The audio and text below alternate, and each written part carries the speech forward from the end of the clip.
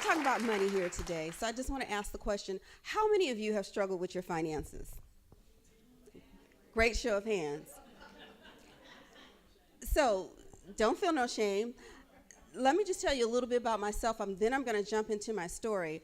One thing that I know about money and one thing that I know about anything or what I personally do, if I'm going to speak to an individual, to women, to men, I have to have experienced what I'm going to be talking about. So I have struggled with my finances earlier on in life, just like many have, and that's what I want to talk to you guys about. It's all about a mindset. Truly it is. If you don't have that little box up here together, then you'll never get your finances together. What I do, I help men and women gain clarity and focus with their finances. I'm truly passionate about the work that I do. I started some years ago. I had a teacher lead me down the way and just grab my hand, and she instructed me pretty much to settle into accounting. So that is exactly what I did. I never veered left. I never veered right. I stayed on the path, and I just remember sitting down at the table one day about to do my tax return, and I wasn't about to do it. Let me stop that. I had asked my grandmother if she would do it, and she said, look, why don't you go get a pen, an eraser, and a pencil, and we're going to do this tax return together. So I started doing taxes, and it just really became part of me. And people started coming to me asking me if I could help them, and it just became a business for me, okay? So my journey, we all have a story, right? Wouldn't you agree with me? My story, I remember I was in college, and I was doing a summer internship with a company called Defense Contract Audit Agency. Any of you heard of Defense Contract Audit Agency? Some of you? Okay. I remember doing my intern there, and the first day I walked in on the job, I was introduced to everyone. But this particular individual, he and I met, and we connected eye to eye. And I remember he started asking me if I wanted to go to lunch, and we started going to lunch. Then we started going out, and one thing led to another. Next thing I know, I was still in school, and months later, he asked me to marry him. So I said yes. Things were great. We had our finances in order. Let's just say we had them I'm not going to say we had our finances in order, because I was really be telling you guys the story here. We made great money, but the money that we were bringing in, it went right out the door. We were traveling, we were doing things that some of our peers could not do, but things decided to go left. I remember one day I was at work. I had a corporate job. I had a staff of probably 10 individuals. I was young. And I remember I got a call from the daycare provider saying that I needed to pick my kids up.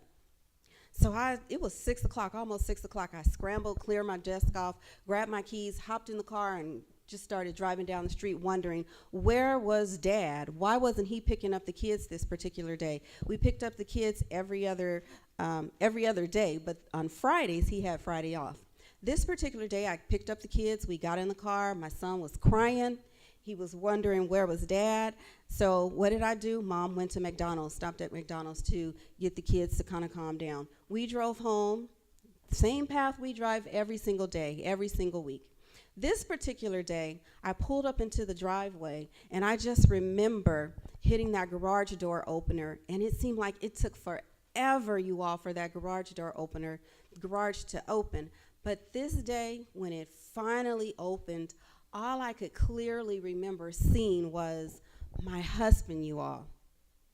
He was bent over on the washer.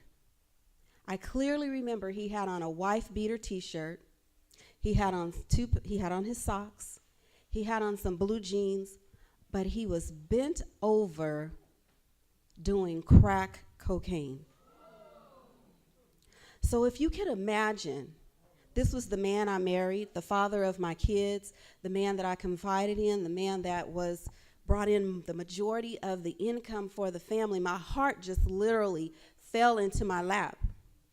It was as if he didn't even recognize the fact that I was there in the driveway with our 2 children.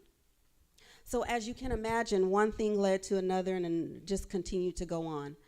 I remember I started making mistakes at work. This particular incident when I made a mistake, it caused me to lose my job.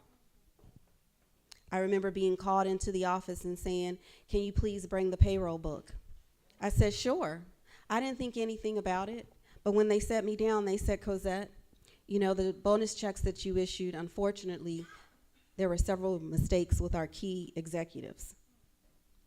And being in the position that you're in, you know, this type of work is not allowable. It's not tolerated.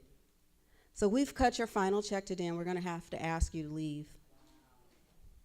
You don't have to leave right now. We don't want your staff to see you, but we're going to let you leave right after lunch. So why don't you go back to your office and start packing up your things?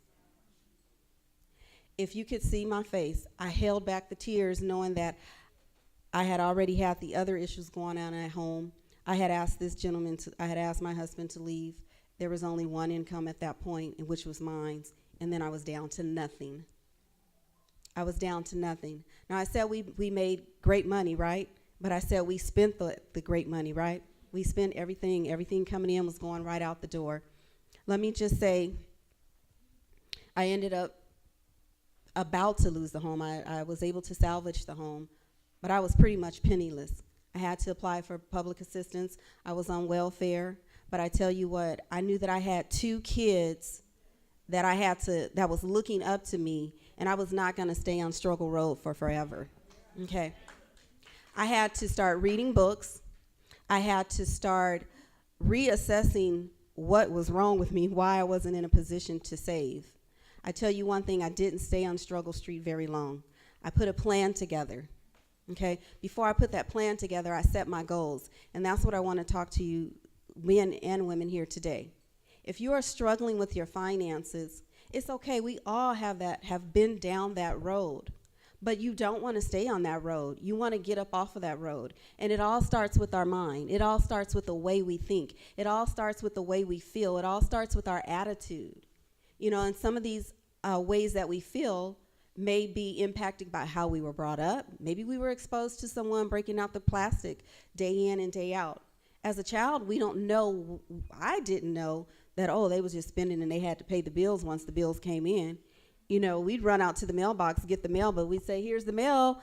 We didn't know what was going on, okay? So I want you all, if you are having financial problems, shift the way you think, the way you feel about your finances. If you continuously think negative, oh, I can't, oh, I don't have the money to attend this Boss Network event, oh, I don't have the money to invest in a business, I don't have the money to invest in a coach, then guess what?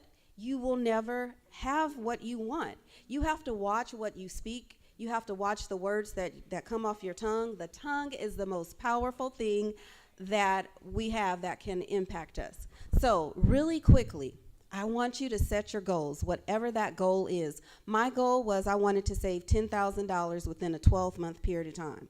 Okay, that was the goal. Then I had to define how was I going to get to that goal. I had to put a plan together. And as I sit with my clients, I always say, let's do a SMART plan. You all know what a SMART plan is? Just a quick show of hands. It's a plan where it's just the words, SMART. It's very specific. Whatever the plan is, whatever the goal is, you want to be very clear about it. I wanted to save $10,000. I had to determine how was I going to save $10,000 in 10 months. I needed to be very clear, very specific. I needed to save a certain amount out of every payroll check that came in. That meant I couldn't get shoes. That meant I couldn't do some of the things that I like to do. But it was about being disciplined and making sacrifices, because the sacrifices that I decided to put off, it got me a lot further in life. Okay? So be specific. Make sure that it's measurable. How can I measure that I'm going to reach the goal of $10,000 in 12 months? Okay? Is it something that you can do? Is it attainable? You know, that was a stretch goal. But that's what I wanted, okay? So is it realistic? Yeah, it was realistic. I knew that I was going to have to cut back some things. And did I set a timetable? Was it time-bound? 12 months was the plan for me, all right? So then once I set the goal, I put the plan, I had to put it into action. It's no good of setting the goal and putting a plan together if you don't put it in action. And a lot of times we set out to do things, but we don't put it into action, okay? You must put it into action. And the last thing that I want to tell you is, even though you set the plan, you set the goal, if it doesn't work the way that you plan, always, there's course correction, you all. Don't beat yourself up. Don't cry. Don't just start over. Hit the rewind button and start all over. Maybe the 12 months may go to 18 months. Maybe the 18 may go to 24 months. But that is okay. You've set the goal, you set out to do it, and you've done it, okay? So let me just come forward and move forward and share with you guys the results of me setting my goals and putting them into action. Today I stand before all of you. If I had my portfolio and I wanted to show it, I could, but it's a healthy portfolio. It's one in which I'm proud of. Did my kids decide to go to school? No, they didn't. But what I did, I took the money that I had set aside for the kids to go to school. I started a nonprofit organization. I give scholarships to graduating high school seniors that are going away to a 4-year university, majoring in science, technology, engineering, mathematics, and of course, accounting, my baby, okay? So the nonprofit organization is Achieving My Dreams Foundation, and it's anyone that has a graduating student. Achieving My Dreams Foundation is the name of the organization. Feel free to look us up. One thing I need to say before I conclude this is, if any of you are looking to gain clarity and focus with your finances, feel free to follow me. I'm on social media. I'm at Cozette M. White, and that's on most platforms. That's Cozette M. White. But before I leave, I want each and every one of you to pull out your cell phone. I want you to pull out your cell phone, and I want you to text the word boss. I want you to text the word boss to 805-719-7682. Again, text the word boss to 805-719-7682. What that will do for you, you'll get a free gift from me. It's a free ebook, a downloadable ebook that will talk about smart finances for smart people. All right? In the meantime, if you have financial problems or anything that you want to discuss, money related, I have some literature back on the table. There's a sign-up sheet. If you have personal questions, maybe you'd like to speak with me in confidence, I'll be more than happy to discuss anything that you wish as it relates to finances. The number one more time, 805-719-7682. And text the word boss, B-O-S-S, boss. All right? Thank you so much for allowing me to share this brief moment with you all.